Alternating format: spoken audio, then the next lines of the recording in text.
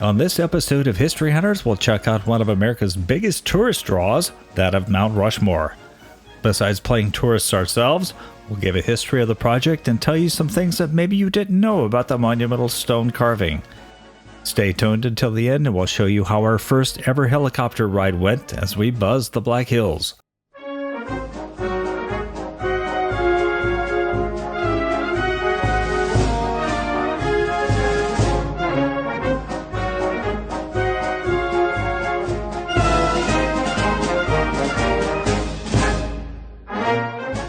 You might say that Keystone is a tourist trap, a very touristy area, because as you come in you see a lot of things to grab your attention. Every U.S. president sculpted in life like wax, the National Presidential Wax Museum. And of course there's Trump and Biden. This sign will probably be very dated because it's 2022. We'll see what happens in the next election. Hi, so welcome to this episode of History Hunters. We're in South Dakota, and you probably recognize that rock and those four guys, those four rock stars back there on the side of Mount Rushmore. President Washington, Jefferson, Theodore Roosevelt, and President Lincoln. Out of order, of course, but we're going to talk to you about this monument, also about how President Calvin Coolidge impacted how this project developed back in 1927. Mount Rushmore attracts about 2 million visitors a year, so chances are that you may have visited here already. But things have changed with the visitor center over the years. Here's a bust of Gutzon Borglum. Man, so it always starts with an idea, and then it gets finished with hard work.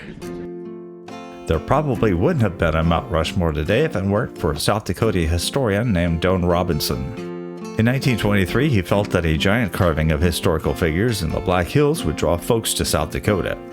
He decided to approach Gutzon Borglum, the man who carved Stone Mountain in Georgia. Borglum decided to check out the area in 1924. The original plan was to make the carvings in granite pillars known as the Needles, but Borglum rejected that location because the stone was too weak. He chose Mount Rushmore, a grander location partly because it faced the southeast and enjoyed maximum exposure to the sun. Upon seeing Mount Rushmore, Borglum said, quote, "America will march along that skyline." Not many folks know that Borglum's first attempt at carving Jefferson's face was an epic fail. The original face, seen here just left of Washington's face, was blasted after the rock proved too unstable. Robinson's original idea for the memorial was to portray heroes of the American West, including Meriwether Lewis, William Clark, Buffalo Bill, and Red Cloud. However, Borglum wanted to appeal to a national audience and suggested featuring four of our U.S. presidents. So when President Coolidge came up here to dedicate this monument, he had to come up by horse because there were no decent roads to get here. This is billed as a historic lookout here. As you can see, trees have kind of grown into the view. Historic viewing area with a big tree there. Well, the trees grew up since that time.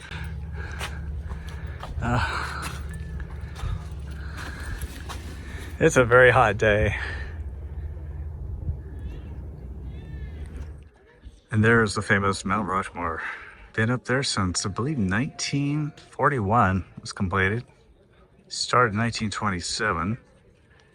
And since that time, this amphitheater has been constructed. At least two presidents that I know of have been here in recent times in this amphitheater, George W. Bush and Donald Trump. Of course, Calvin Coolidge was the first president at Mount Rushmore. He came here on August 10, 1927 to watch the first blast of dynamite after presenting Borglum with steel drill bits, symbolically providing the tools to get the carving underway. President Franklin Roosevelt dropped by in 1936 and Dwight Eisenhower in 1953. While I didn't find any record of JFK visiting, John Kennedy Jr. did a photo shoot here in May 1999. He died 2 months later in an East Coast plane crash. In 1991, President George H.W. Bush and First Lady Barbara Bush came by. Then Senator Barack Obama dropped by for a night visit in 2008. Check out the very interesting rock formations here. It's pretty cool. There's trees growing out of it. Exhibits in the Lincoln Borglum Visitor Center explain how the rock was carved and the history of the project. So this kind of shows how they used models to do the measurements to get the proportions of the nose and eyebrows and chins and everything correctly. It's more than a mere symbol of American ideals. It is first and foremost a work of art. For carving the memorial. Today, many consider the studio model to be as much a masterful work of art as the memorial itself. During the 14-year construction period, Borglum spent most of his creative time adjusting the model to fit the realities of the mountain. Borglum dramatically changed the form and style of the model 9 times to allow for cracks and changes in conception. Here's how they do some maintenance on cracks. They just fill it with epoxy, linseed oil. This is typical of a crack that can develop here. Here is a jackhammer and the drill bits used to drill holes for explosives in the first stage of carving. So in this model you can kind of see where things were. The second sculptor studio is right there, number 4. As you can see, led all the way up to Mount Rushmore up here.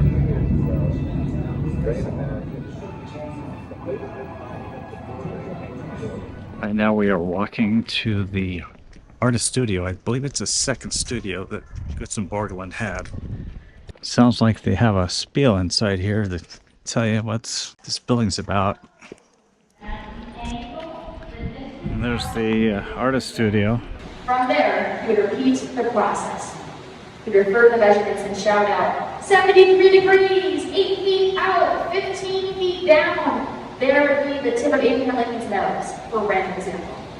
And there would be Gutson hanging in a Mosen chair, while carrying a bucket of red paint and a paintbrush. And he would mark on the side of the mountain where all those facial features would be, so that then his workers or team players knew exactly where to start removing rock to make all the contours and detail of the faces that we see today. Any ideas as to why it's called honeycomb? Because it looks like a honeycomb. Exactly. Now, the workers would hang in their Mosen chair, and they would drill numerous holes next to each other with their jackhammers, looking like a honeycomb. And by doing that, they were weakening the granite, again to make it much easier to remove sections at a time without having to depend on dynamite. Once they had the rock looking like my example here, the workers then went in with a hammer and a chisel. And would line the chisel up in the sections in between the holes. They would attack, and the sections would literally split right off, like this one here. Every square inch of the 60-foot tall faces. And so for hours and hours, they would listen to this noise.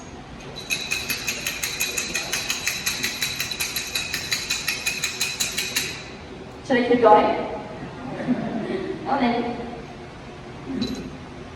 They would do this to remove all the dimples and imperfections of the faces, and until they were as shiny and as smooth as the sidewalk is just outside the door. So, as artists that have monstrous projects probably know, the expenses can be quite high. So, Borglum was always looking to raise funds for his project. When President Coolidge came here, he was petitioning him for federal funding, and it finally came. When the president left here in 1927, he pledged $250,000 in federal funding, which was probably the equivalent of millions of that today. So he was a very happy man when he found out the federal government was going to be investing in this project. Of course, the project itself was going to be a tourist boondoggle for the Black Hills, which was necessary for the economy of South Dakota. It's primarily a farming state, but it was vastly becoming a tourist location with the advent of the automobile. Now, just above the sculptor's studio, I see some concrete slabs here. And I'm just wondering if this was the place where they sent their men up by cable from here up the mountain. They had some kind of system of conveyor belts or conveyor lines. And right here you would see what looks like some honeycombing done by the jackhammers. It's the process that they use to carve out most of Mount Rushmore. This is an early photo of the hoist house, and it was obviously taken by a person riding on a wooden crate gondola. It quickly took workers from this location to the top of Mount Rushmore. I can't say for sure, but I believe this is the exact location where President Franklin Roosevelt sat in his car to watch the unveiling of the face of Thomas Jefferson. He was there on August 30th, 1936. Borglum was there to explain the process. Though not scheduled to address the gathering, Roosevelt did speak about the significance of the monument and its place in history. 10,000 years from now, I think we can meditate and wonder whether our descendants, because I think they'll still be here, what they will think about us. Gutzon Borglum died in 1941 with Mount Rushmore mostly completed. His son Lincoln saw the project to its finish. Most people are grateful for their creative genius and their determination. So I'm curious, how many of our viewers have actually been to Mount Rushmore, and how long has it been? Did you like it? Was it so long ago that you'd like to visit again? Certainly love to hear your comments. These guys are running up. I bet it's about 5,000 feet elevation here. The first artist studio used by Borglum was located here in this outdoor area. It was a log structure which was later replaced by the existing sculptor studio.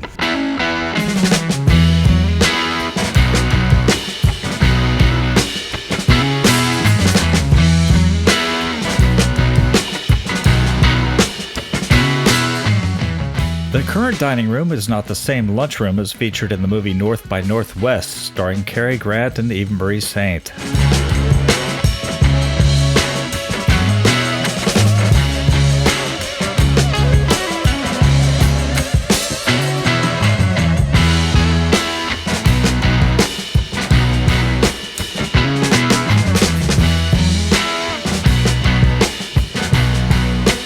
As visitors increased in number, it became necessary to expand and improve the facilities constructed in the 1950s and 60s.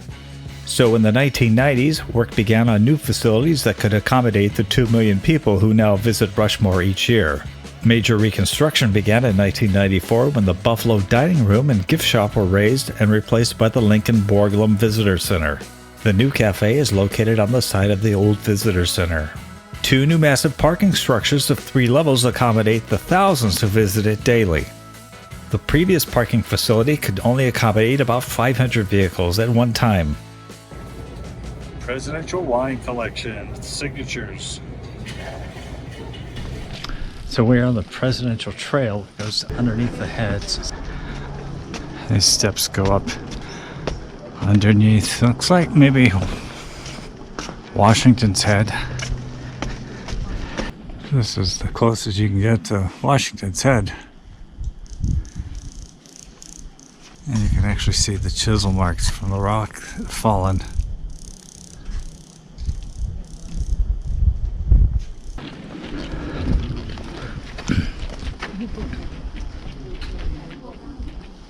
Kind of a challenge on a hot day. I think it's 90 degrees. One last. That must go down to the design studio. Because you remember that couple said that we could come up and it was some 200 and something stairs, but go around this way would be easier. Lincoln.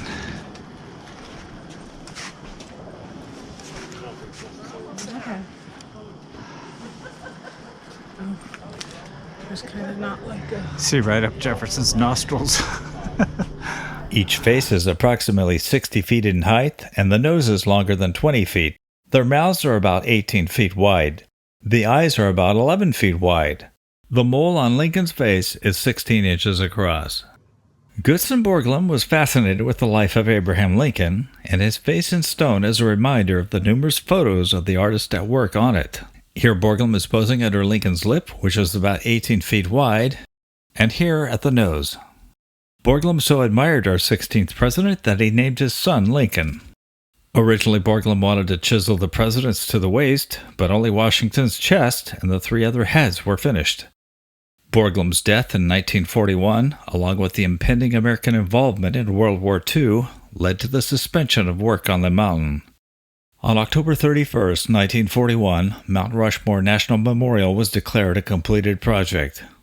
Pearl Harbor was bombed just 37 days later. The project took 14 years to complete and cost nearly $1 million. So what are we doing today? Helicopter tour. We're here at the Black Hills Aerial Adventures, and for the first time in our lives we're taking a helicopter ride, and supposedly we're going to see Mount Rushmore. At least that's part of the tour. I think it's a 10-minute flight, or 10-mile flight.